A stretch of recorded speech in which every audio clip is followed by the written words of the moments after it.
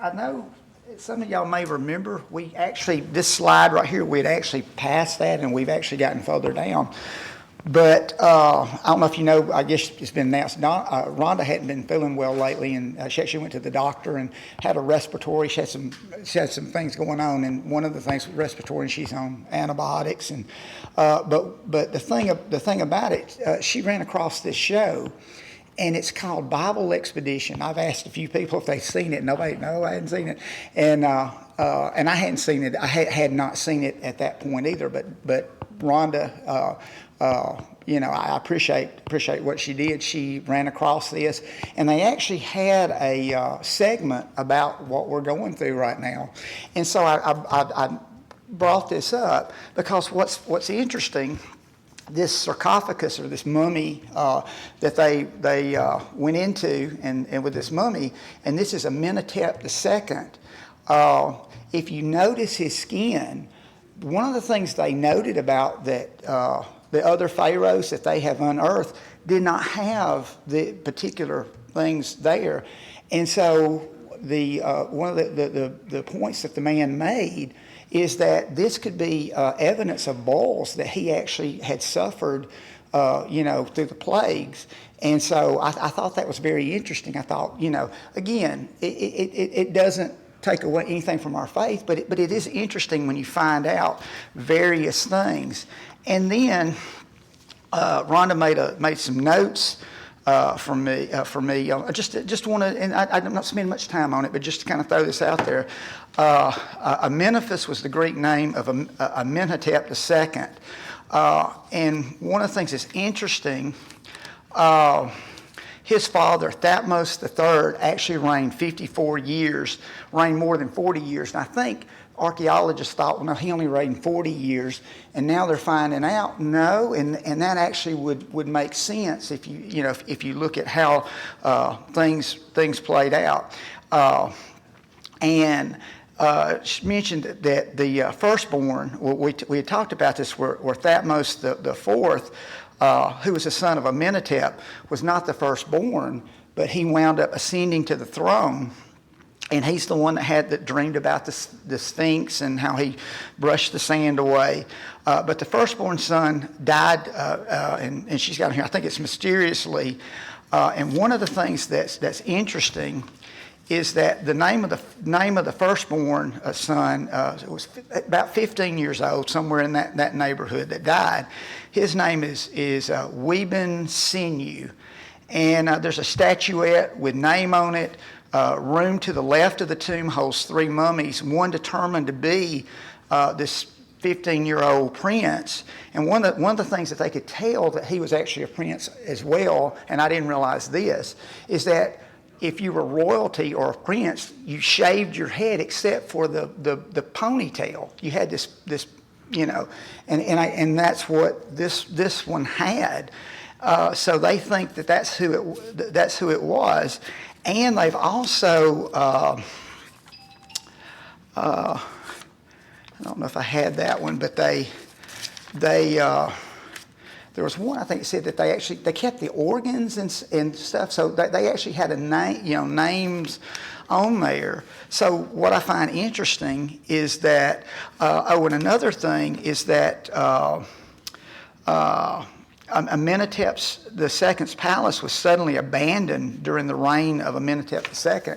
I'm just saying there's very strange things that happened, and they fit the biblical account.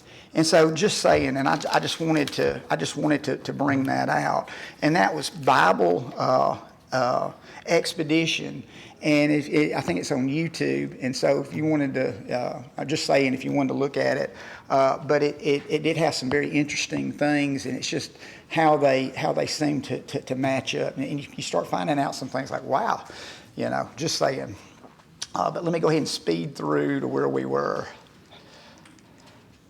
And I apologize for that, but I wanted y'all to be able to see that I thought that's interesting that his them examining him, and like something went on with him with his skin, and so that would make perfect sense of what actually happened.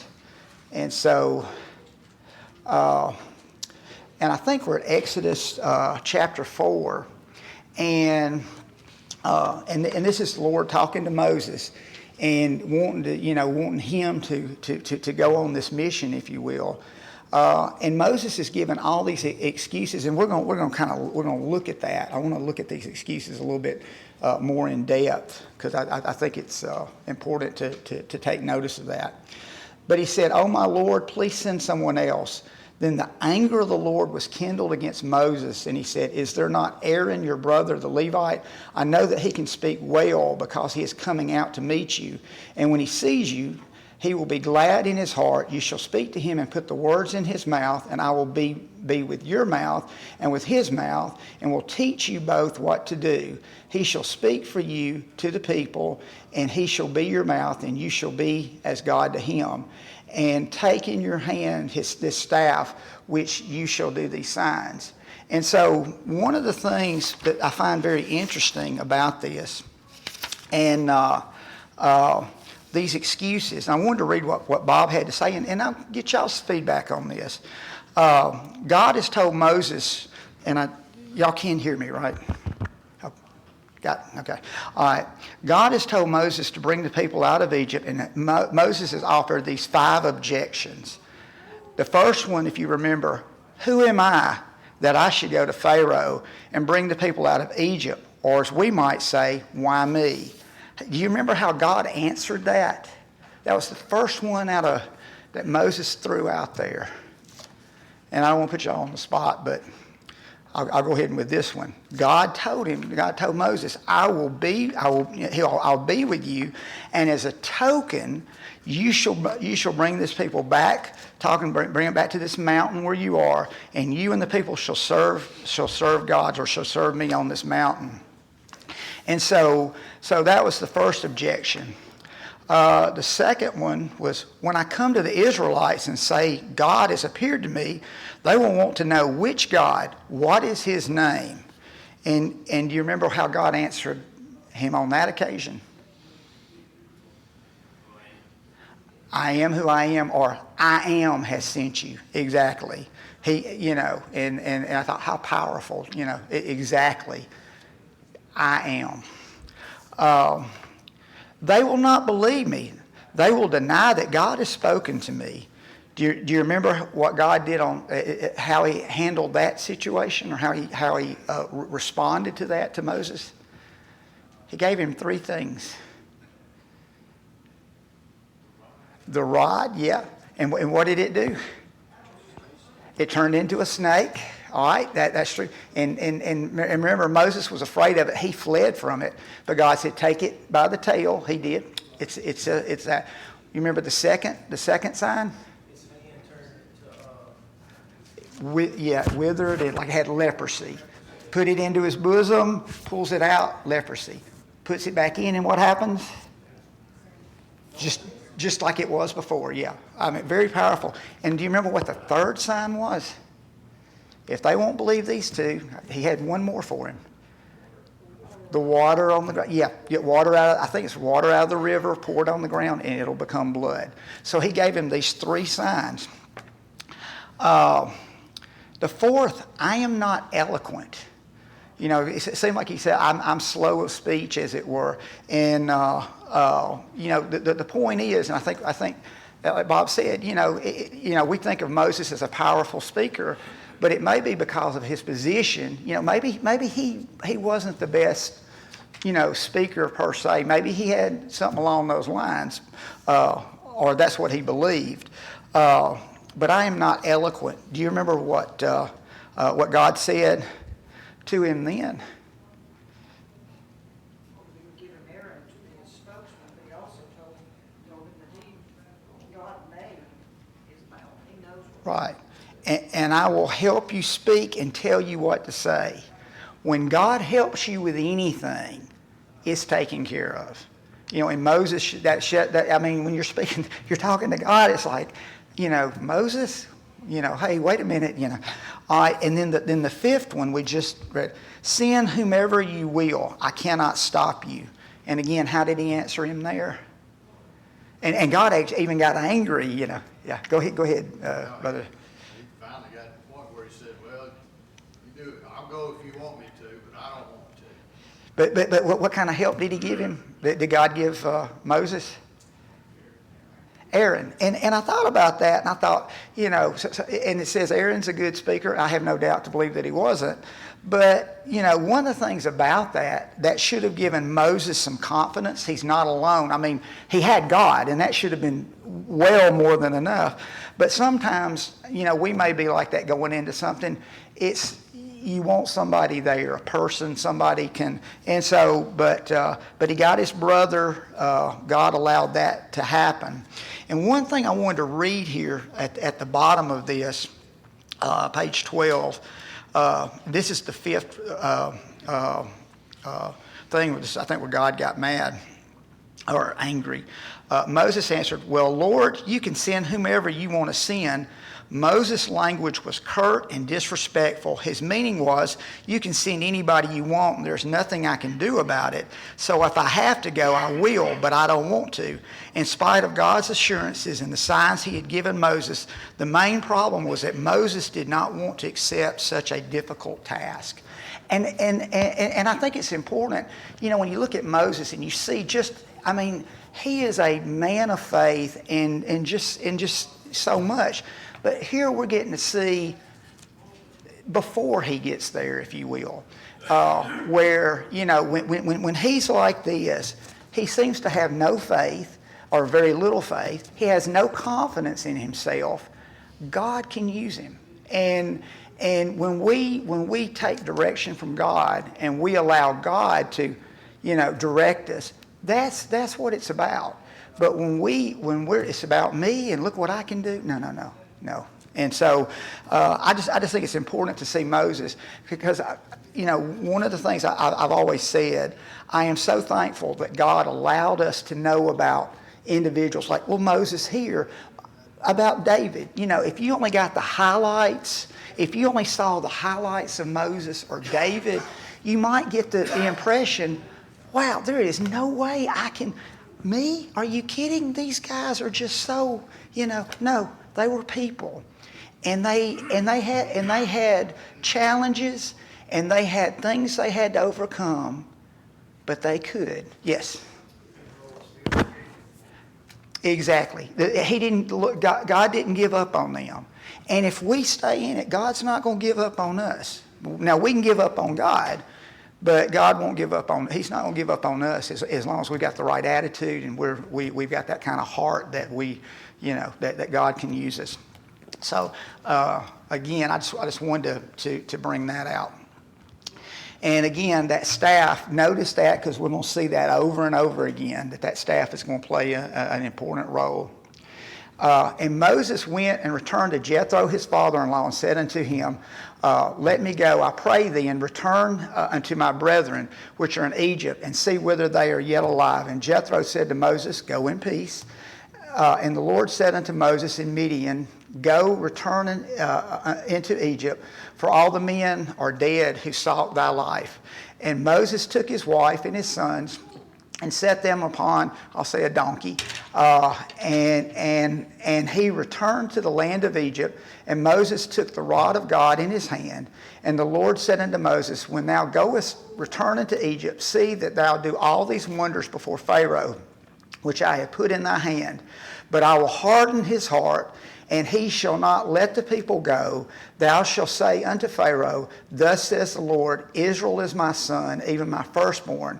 And I say unto thee, let my son go, that he may serve me. If thou refuse to let him go, behold, I will slay thy son, even thy firstborn. And so here we get to see an insight into the last plague, if you will. That's exactly what's going to happen, and that's what it's going to take for Pharaoh to let him go.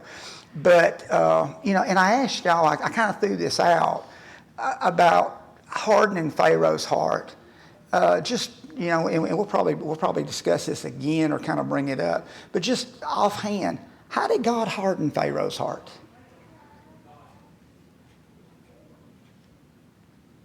Did he make him that way? He had no choice? Yes. Give him an opportunity to do what God says. The same as he gives us the opportunity to do what he says. He put something in front of him. Just do anything. Mm-hmm. He gives us a choice, we make our choice. Exactly. Any other thoughts or anything? Anybody else want to? Yes, Gable. He gave him 10 opportunities Oh, yes. Yeah. to not harden his heart anymore. I hadn't thought of that, but you're exactly right. At the 10th time, some remorse, but then harden his heart again. Right, yeah. Like Brother Allen said, it was his choice. And if you think about it, couldn't have God just wiped them out? Just they would have been gone. Yeah. So he gave him opportunities. The thing about it is, I think about, and you see people like this. You probably run across people like this. You put something in front of them. Here's what you got to do. You look at the road and you see the sign out there that says how fast to go. Do a lot of people take that as a suggestion, or they just kind of do what they want to? I mean, it seems to me people just do whatever, and I think that's the essence of, I'm going to be me. I'm going to do what I want to do, and I thought of this. I thought of someone. When you think about how people can be, I thought of Nebuchadnezzar. And in Daniel chapter 4, and here's a man that he over this great kingdom, just like the Pharaoh. Let's see. I'll start in verse 29, just to touch on this. And again, when you've got power and you've got things under your control, at the end of 12 months, he was walking about the royal palace of Babylon. The king spoke, saying, "Is not this great Babylon that I have built for a royal dwelling by my mighty power and for the honor of my majesty?" And then, you see where that's how he looked at things. Me, look at what I did. That pride, that self-exaltation. I'm it. I'm the man. I run the show. We could get into that. But when he came to himself, and I'll go ahead and we'll finish this. When he came to himself and he realized the truth. At the end of the time, I, Nebuchadnezzar, lifted my eyes to heaven, and my understanding returned to me, and I blessed the Most High, and praised and honored him who lives forever. For his dominion is an everlasting dominion, and his kingdom is from generation to generation. All the inhabitants of the earth are reputed as nothing. He does according to his will in the army of heaven and among the inhabitants of the earth. No one can restrain his hand or say to him, "What you have done." And I'll drop down to verse 37. Then I, Nebuchadnezzar, praise and extol the honor of the King of heaven, all whose ways are truth and his ways justice, and those who walk in pride he is able to put down. Can you imagine Pharaoh and all the stuff going on? And Pharaoh is of nations. It's probably up here with their education, their knowledge, the things they can do, the trade that's going on there, all kinds of stuff. They're it. They're like, as we think of our country today, hey, America is the greatest. And so the point of it is, you got a man who grows up, and he's going to be Pharaoh, and you got to imagine people are telling him how great he is, and I would imagine if he made a mistake, nobody would say anything. They just kind of, "You're great, you're really good," and you feed that ego. And I have no doubt he was a very stubborn, proud man that is going to be, "Nope, I run the show here."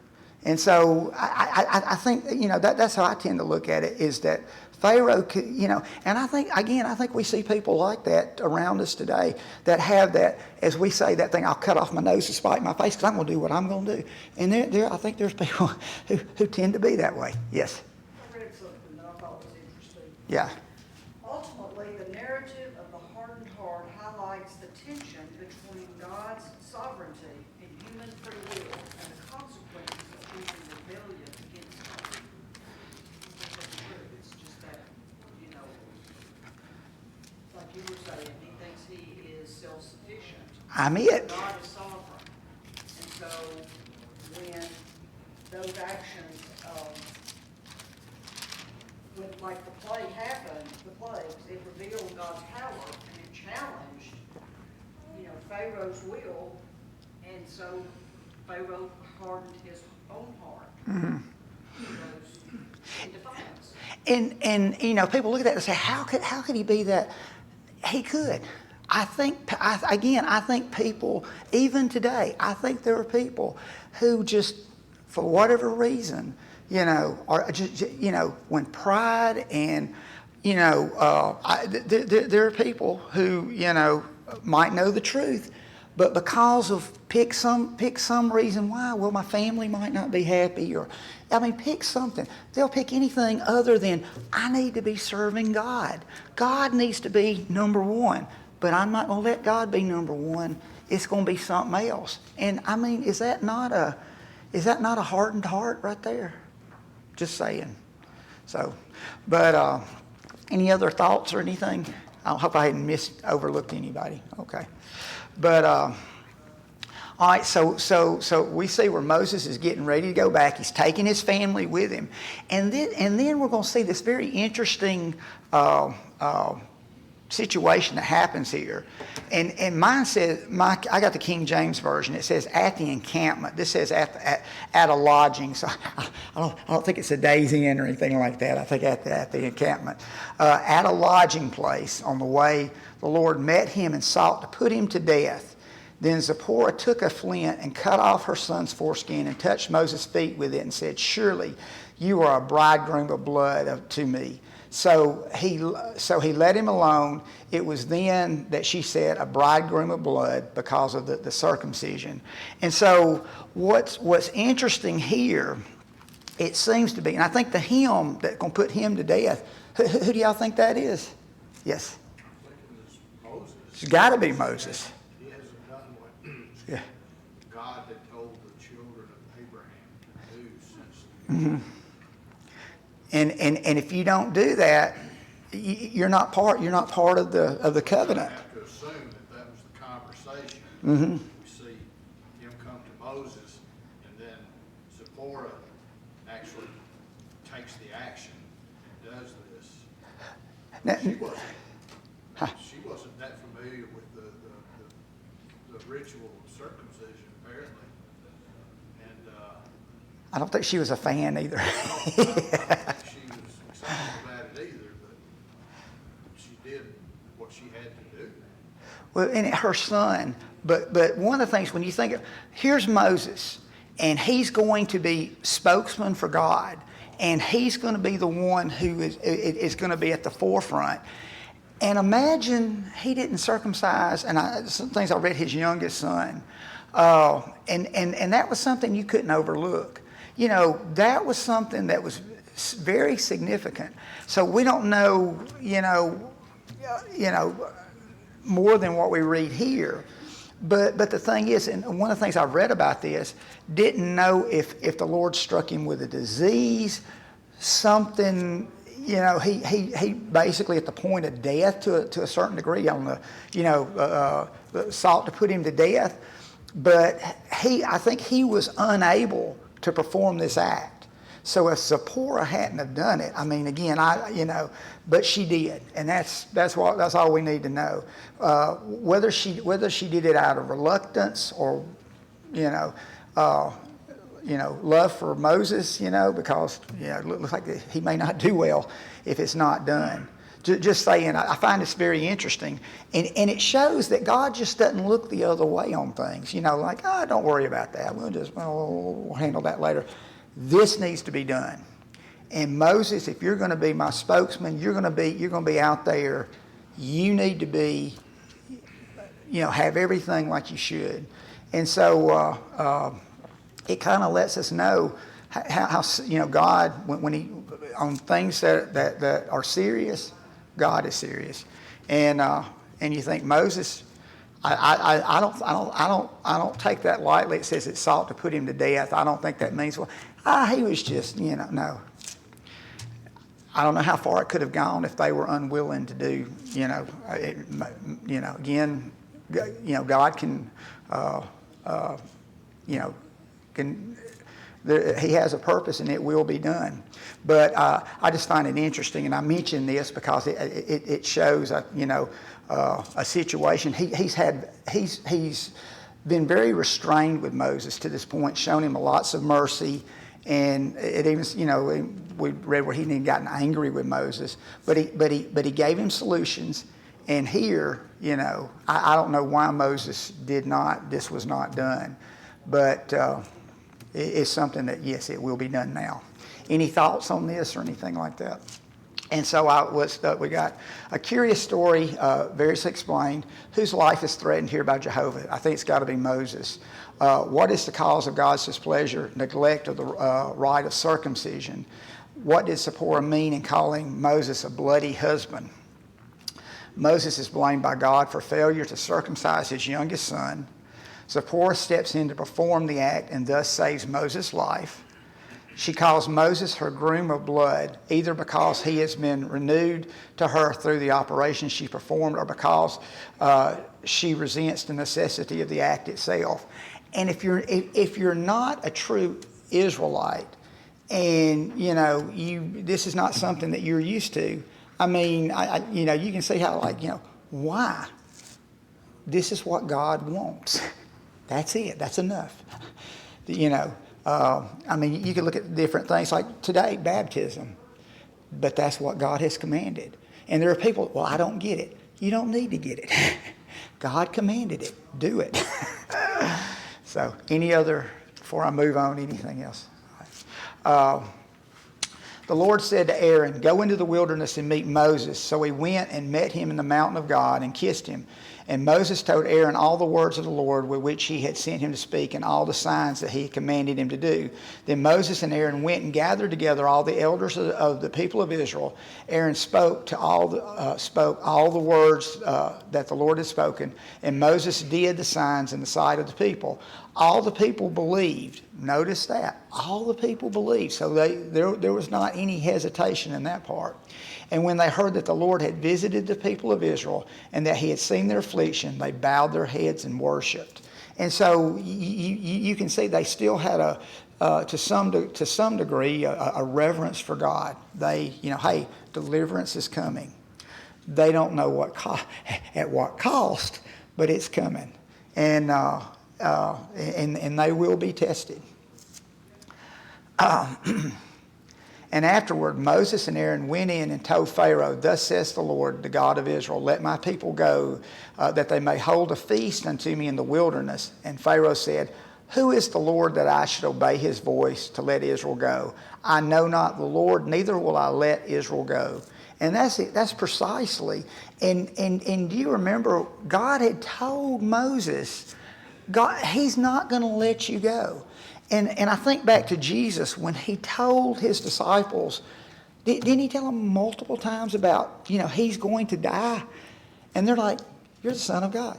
It's almost like it can't happen. And so, it should have come as no surprise. But here, it's kind of like Moses heard it, but I don't think he really got the message. And it's gonna catch Moses by surprise as well as we get into this. Then they said, "The children of the Hebrews has met with us. Please let us go 3 days' journey into the wilderness, that we may sacrifice to the Lord our God, lest he fall upon us with pestilence or with the sword." But the king of Egypt said to them, "Moses and Aaron, why do you take the people away from their work? Get back to your burdens." And Pharaoh said, "Behold, the people of the land are now many, and you make them rest from their burdens." So I have no doubt this turned into a situation where they go and they, I guess they're thinking, hey, Pharaoh's going to okay, y'all go ahead and go. No, it's not going to be that way. The same day, Pharaoh commanded the taskmasters of the people and their foremen, you shall no longer give the people straw to make bricks as in the past. Let them go and gather straw for themselves. But the number of the bricks that they made in the past, you shall impose upon them. You shall by no means reduce it, for they are idle. Therefore they cry, let us go and offer sacrifice to our God. Let heavier work be laid on the men, that they may labor at it and pay no regard to lying words. So Pharaoh looks at this situation. He says, tell you what, you got too much time on your hands. You're wandering around here asking to go, and no.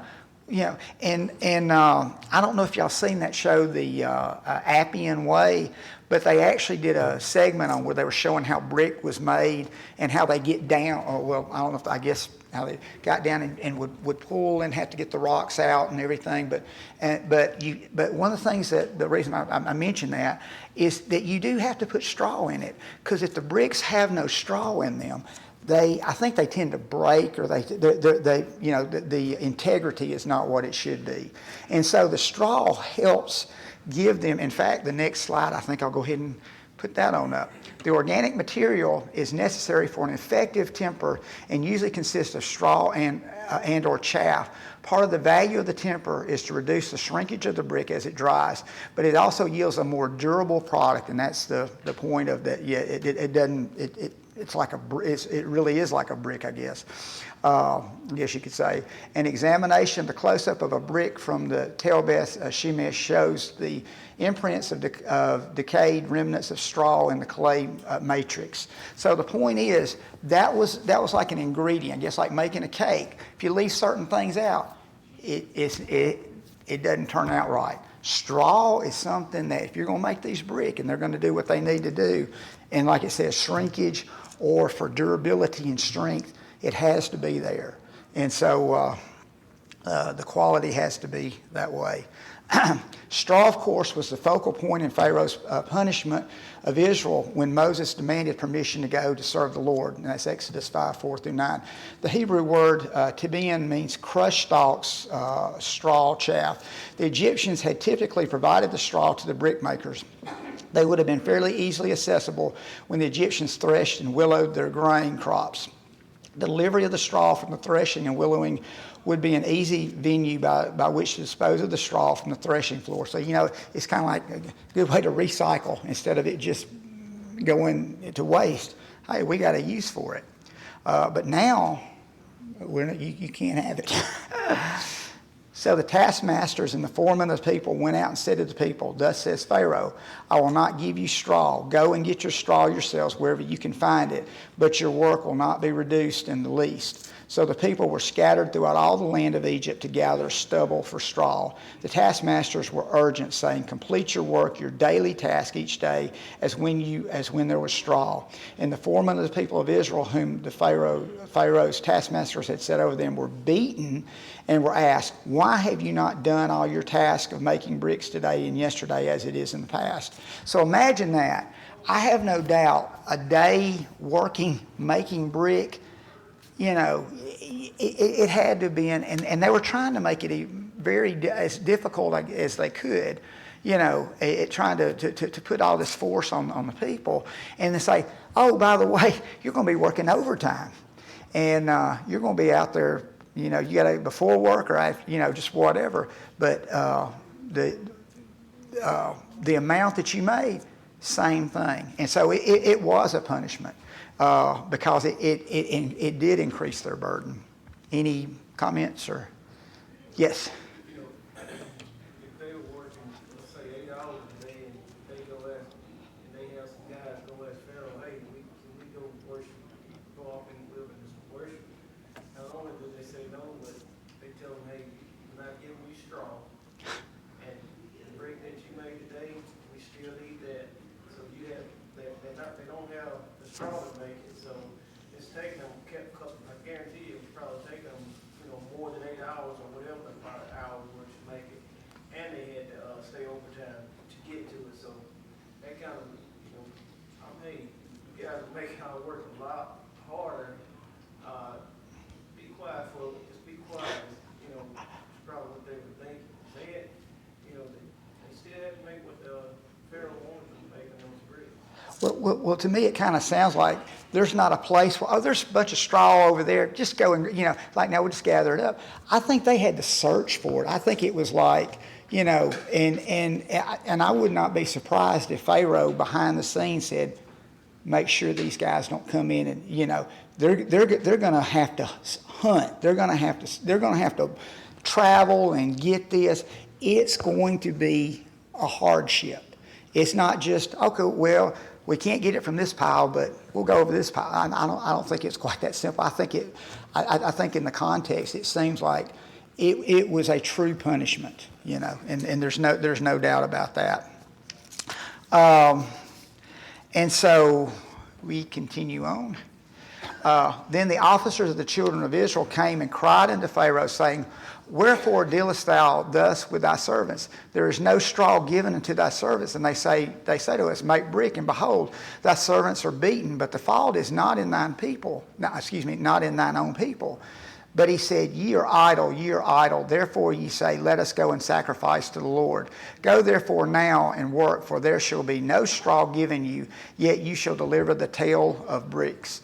And the officers of the children of Israel did see that they were in evil case, after it was said, You shall not diminish aught from your bricks of your daily task. And I think it might be in your version, basically, you have made us stink as though we stink to Pharaoh now. We're an abhorrence to him. If there was any, before that, if there was any kind of getting along with him, it's kind of like he is wanting to get us, and it's personal. And so it just seems like now, as bad as the situation was, it just got worse. And I think there's no there's no reasoning. There's no maybe he'll relent on this and kind of no, we stink, and times are tough. Our times are tougher. They met Moses and Aaron, who were waiting for them as they came out from Pharaoh, and they said, The Lord look on you and judge, because you have made us stink in the sight of Pharaoh and his servants, and have put a sword in their hand to kill us. I'll pause here. The way they looked at it, you're trying to get us killed. I mean, you just, if 1 minute we're leaving, or we're going to get to go and have a little bit of a rest, if you will, even if it's for 3 days. And now we may not make it out alive. Then Moses, and I'll pick up in 22. Then Moses turned to the Lord and said, O Lord, why have you done evil to this people? Why did you ever send me? For since I came to Pharaoh, you speak in your name. For since I came to Pharaoh to speak in your name, he has done evil to this people, and you have not delivered your people at all. And one of the points is Jehovah did not promise Israel flowery beds of ease. Both Moses and Israel failed to count the cost. And this is on Paul's first missionary journey. And when they had preached the gospel to that city and had taught many, they returned again to Lystra and to Iconium and Antioch, confirming the souls of the disciples and exhorting them to continue in the faith, and that we must, through much tribulation, enter the kingdom. If you would turn over to Acts 14, because one thing I find very interesting that this doesn't mention, let me see if I got this. Acts 14. Yeah, here we go. All right, before it picks up in 21, I'm going to pick up in verse 19. Paul can tell you how tough things can be. And then the Jews from Antioch and Iconium came there, and having persuaded the multitudes, they stoned Paul and dragged him out of the city, supposing him to be dead. However, when the disciples gathered around him, he rose up, went into the city, and the next day he departed with Barnabas to Derbe. All right, Moses went through a stoning. It'd be interesting. I don't know if he felt the agony of that, but it for all intent purposes, they thought he was dead, and maybe he did. I'm just, I don't know. But the point is, here's Paul. And Paul, do you know what I went through? You mean you want me to go where? And These people just tried to kill me, stoning me. I mean, that's not a pleasant way to go. That's not an easy way to go. If you wound up great suffering, and then of course the rest of that. But I just thought that interesting that you think about right before that through much tribulation. Yeah, ask Paul. That could be a lot of pain and suffering to some degree, I guess you could say. And then in John 15, and basically what it says there, it talks about, if the world hates you, it hated me. And I guess, let me turn over there. Let me John 15, 18. And Jesus doesn't beat around the bush. He lets them know, just like us as well. Verse 18, if the world hates you, you know that it hated me before it hated you.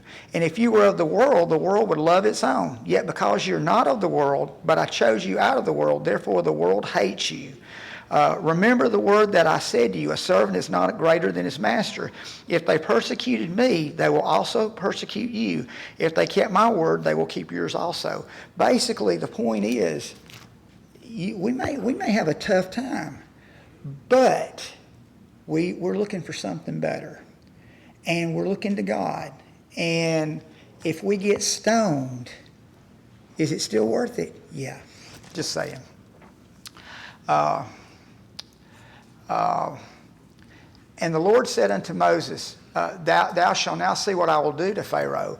For with a strong hand shall he let them go, and with a strong hand shall he drive them out of this land.